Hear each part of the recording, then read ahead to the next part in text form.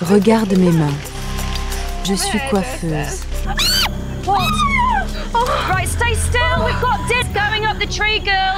Il est venu droit sur moi. Nous ne nous sommes pas préparés correctement. J'ai l'impression que notre but sur cette île est de mourir déshydraté. Judy, 55 ans, vient de s'effondrer de déshydratation. Je ne veux pas que nous nous battions entre nous.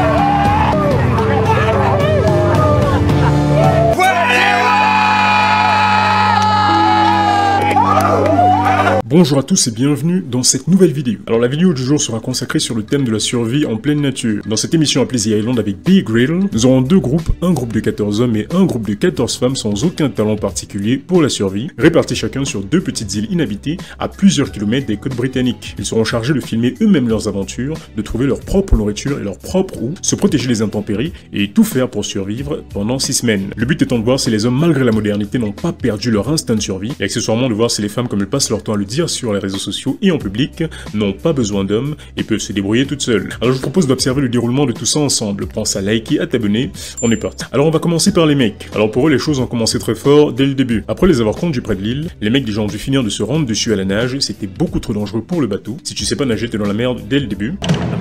Les hommes doivent faire les 75 mètres jusqu'à l'île à la nage et tout habillés. À cause de la force du courant, ils doivent s'y rendre le plus vite possible. Et très peu de temps après avoir fait connaissance, les mecs ont très rapidement commencé à rencontrer les habitants de l'île. Entre les serpents, les scorpions, les araignées, etc. Il y avait de quoi faire, mais ces derniers à coups de machette, et malgré la fatigue et les cicatrices, je le rappelle, c'est pas des experts en survie du tout, ont réussi à se frayer un chemin avant la fin de la journée jusqu'à une plage avec des baleines. Ils ont passé leur première nuit sans abri, et certains n'ont même pas pu dormir à cause du froid et de la faim. Ils n'avaient absolument rien à manger, leur réserve d'eau s'amenuisait, et il fallait en plus de tout ça trouver un moyen de faire du feu. Alors ils ont commencé par se nourrir de délicieux coquillages trouvés sur la plage.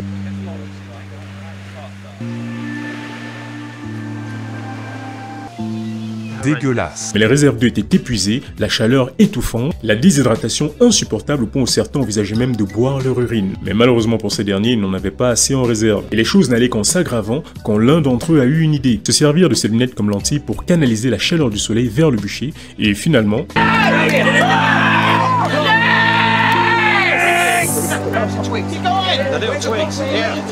Ils en ont donc profité pour bouillir l'eau du coin et se désaltérer. C'était laborieux, mais ils ont pu y arriver. Peu qu'ils ont dû toute la journée et toute la nuit aussi, tout faire pour protéger de la pluie, parce que sans feu, impossible de bouillir l'eau ou cuire quoi que ce soit, même s'ils n'avaient absolument rien à cuire à ce moment-là. Les mecs se sont mis ensuite à souffrir du manque de sommeil, du fait qu'ils guettaient toute potentielle menace durant la nuit, en plus de sauvegarder le feu. Et le manque de sommeil, c'est le genre de truc qui peut affecter ton humeur, ta capacité à prendre des décisions, ton physique, tes réactions, bref, ça devenait vraiment compliqué. Sans parler de la pluie, bien évidemment, qui ne s'arrêtait pas. Ça commençait sérieusement à peser sur tout le monde, des tensions se sont créées et certains même envisageaient déjà de quitter l'île. Pour la 3e nuit d'affilée, les hommes ont à peine dormi. Il est immature, on est trempé et il veut se faire remarquer. En tant que personne, physiquement, mentalement, je ne pense pas tenir plus longtemps sur cette île. Alors pendant ce temps-là du côté des femmes, dès leur arrivée sur l'île, au moment de nager pour rejoindre la côte, nous en avions déjà à ce moment-là, alors même que personne n'était encore descendu du bateau, qui commençait déjà à pleurer. Excusez-moi, à quel point c'est profond? Pas de vêtements secs, ni de feu. Nous devons trouver nous-mêmes de quoi en faire. Ça va prendre des heures. Ça va aller, ça va aller.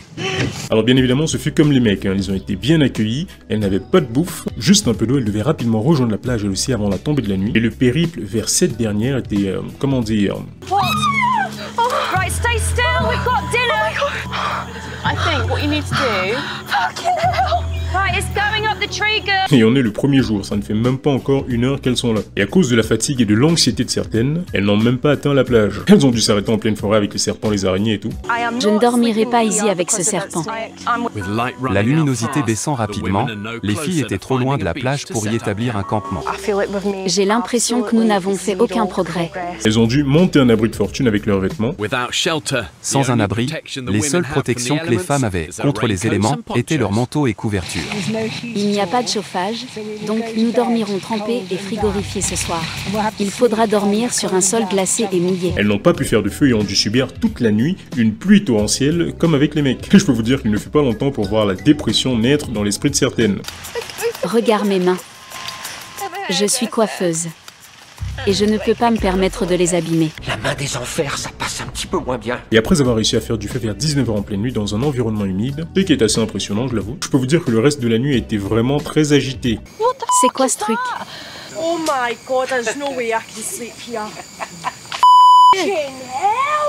Et ce fut comme ça toute la nuit. Elles ont pu, grâce au feu le lendemain, se cuisiner du manioc qu'elles ont trouvé en arrivant.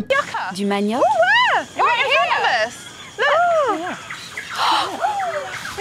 Mais certaines commençaient déjà vraiment à déprimer et à se sentir mal à l'aise physiquement et psychologiquement.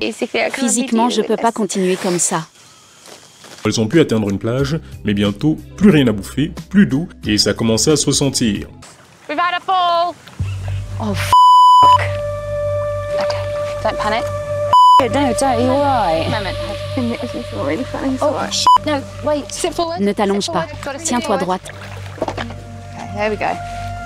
Elles n'arrivaient absolument pas à sortir de la forêt pour aller dans un endroit sûr, et passaient le plus clair de leur temps pour certaines à rester sur place et à pleurer. Et bientôt, Après moins de 48 heures sur l'île, la coiffeuse Jade se dirige vers le bateau qui la ramènera à la civilisation.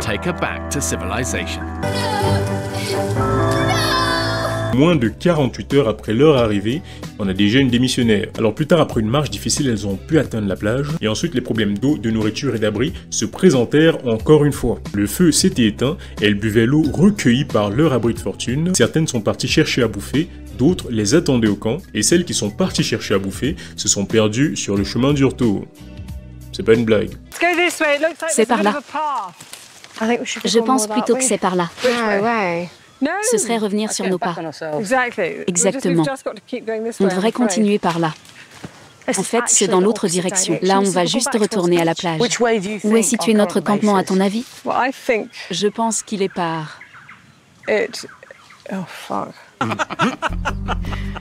La déshydratation les guettait, et la folie aussi.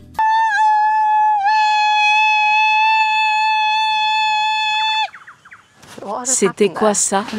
J'essaie d'appeler le groupe du camp afin qu'elles m'entendent et me répondent. Oui, elles ont littéralement dû crier pour trouver les autres. Leur feu était éteint, ça faisait près de 4 jours qu'elles n'avaient pratiquement rien mangé, et ça commençait vraiment à se ressentir. Alors du côté des hommes, nous en avions qui envisageaient déjà de quitter l'île à cause de conflits et du manque de nourriture. Le manque de sommeil également n'arrangeant absolument pas les choses. Certains avaient même déjà commencé à passer des appels pour qu'on vienne les chercher. Du coup, après 5 jours sur l'île, le groupe de 14 hommes était maintenant réduit à 12. Le reste décida de tenir le coup, ils se sont mis à la pêche, mais malheureusement le premier jour ça n'a absolument rien donné. Le climat était toujours hostile avec eux, et ils faisaient absolument tout ce qu'ils pouvaient pour maintenir leur feu actif. Le lendemain, ils se sont mis à la chasse, et rien du tout. L'un d'entre eux s'est blessé, et a malheureusement dû être évacué. Maintenant, il n'était plus que 11. Ils se nourrissaient de scorpions et d'autres insectes et commençaient vraiment à ressentir la faim. Mais malgré tout, ils ont quand même continué de chasser quand l'un d'entre eux subitement a repéré un iguane. Et ce fut l'événement.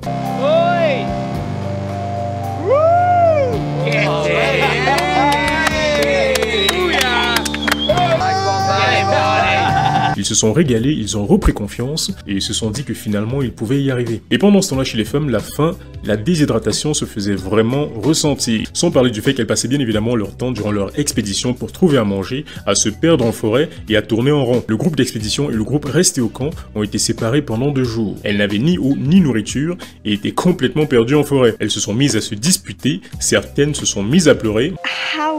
Comment sommes-nous censés survivre à ça? D'autres s'évanouissaient.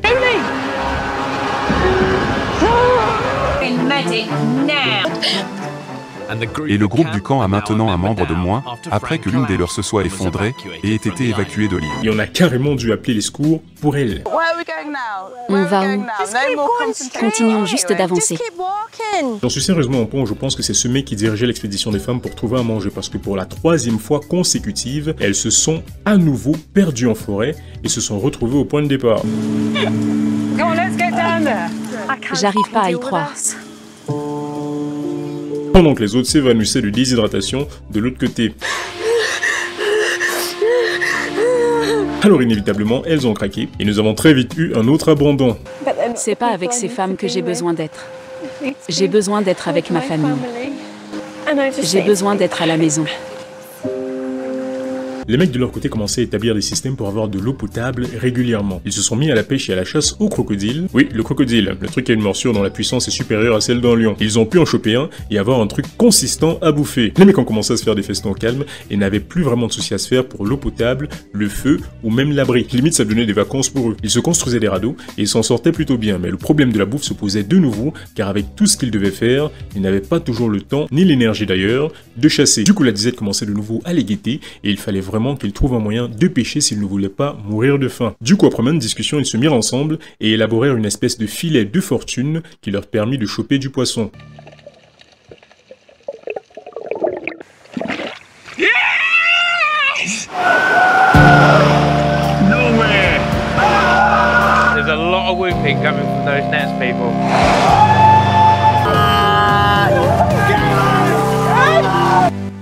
Le premier poisson, le deuxième,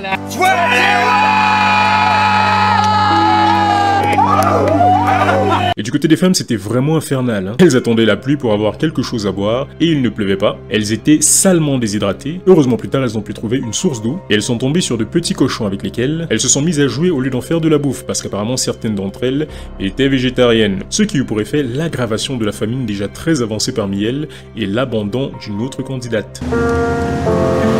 Et celles qui étaient restées passaient le plus clair de leur temps à se plaindre de la faim, de la déshydratation. Je rappelle qu'au même moment, elles ont du feu et 2 petits cochons avec elles. Bon, à un moment, elles se sont enfin décidées et les ont cuisinés. Mais bientôt se retrouvèrent à nouveau à court de bouffe. La famine à nouveau, la dépression et un autre abandon. Elles ont ensuite décidé de se mettre à chasser et se sont mises à choper des serpents, des petits cochons. Mais la déshydratation parmi elles devenait tellement grave qu'elles ont commencé à avoir des hallucinations et à confondre leur urine avec de la Guinness. Oh mon Dieu. Le pot le moins plein, c'est pour qui? On dirait de la Guinness. Elles se mettaient à s'évanouir par-ci par-là et on a dû encore une fois appeler l'équipe médicale. Elles étaient sévèrement déshydratées, elles mouraient de faim, elles déliraient et hallucinaient. Et plus tard, l'équipe médicale, après avoir analysé leur urine, les a appelées pour leur dire que leur situation physique à toutes est très grave et que pour des raisons médicales et pour leur éviter des problèmes de santé sur le long terme, elles doivent toutes être évacuées de l'île. À moins bien évidemment qu'elles ne trouvent un moyen de boire plus d'eau potable chaque jour pour leur éviter des problèmes. Ce qu'elles ont heureusement pu faire. Elles ont eu la chance ensuite d'avoir des gens qui passent sur des bateaux et qui leur ont donné du poisson, et ben... Ça, c'est un sacré coup de bol! Elles se battaient comme elles pouvaient à récupérer des huîtres sur la plage, et malgré ça, elles n'arrivaient toujours pas à s'en sortir. Elles se chamaillaient tout le temps. Absolument aucune organisation. Si elles étaient encore en vie jusque-là, c'était uniquement dû à la chance, et elles le savaient. Je ne sais pas comment ce feu arrive à tenir, c'est littéralement par chance et coïncidence. Je sens que nous finirons par nous entretuer si on continue. Entre le sol mouillé sur lequel elles dormaient, les insectes, la soif, la faim, elles commençaient vraiment à ressembler à des zombies.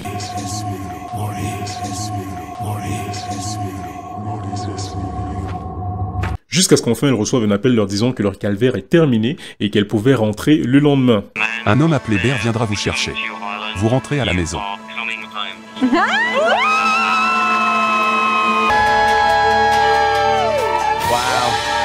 Et franchement, j'ai failli m'étouffer de rire en entendant les remarques de certaines à la fin. Je suis tellement fière de nous toutes. Nous avons montré au monde que les femmes peuvent tout accomplir.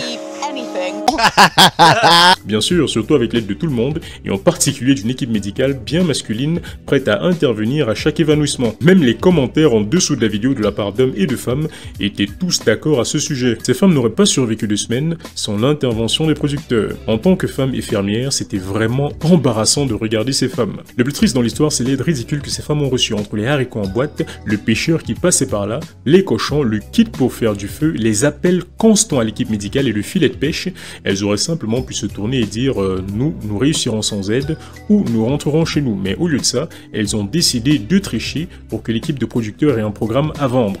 L'île des femmes était comme mettre un jeu en mode facile. Peut-être n'aurait-elle pas été aussi déshydratée si elles n'avaient pas passé leur temps à pleurer. Tout ce qu'elles ont fait, c'est avoir des crises de panique et des dépressions à chaque épisode, alors qu'elles n'ont pas bossé autant que les mecs. Là où les mecs, eux, étaient carrément comme en vacances, et certains même regrettaient de partir si vite. Et c'est ainsi que s'acheva leur périple sur cette île déserte, et c'était franchement rigolo à observer. Même si personnellement, je l'avoue, au lieu d'un homme qui s'appelle Ours, j'aurais vraiment préféré que ce soit un véritable ours qui vienne les chercher. Ça aurait permis, en plus déjà de prouver que les femmes ont de toute évidence besoin des hommes, de tester leur théorie comme quoi l'ours c'est le meilleur choix. Ah, ça aurait été vraiment rigolo, peut-être leur aurait-il donné sa fourrure, afin de les tenir au chaud la nuit. Bref, c'est tout pour cette vidéo, merci d'avoir regardé jusqu'au bout, pense à liker, à t'abonner et à commenter pour me dire ce que tu penses de tout ça, et je te dis à la prochaine, allez, ciao.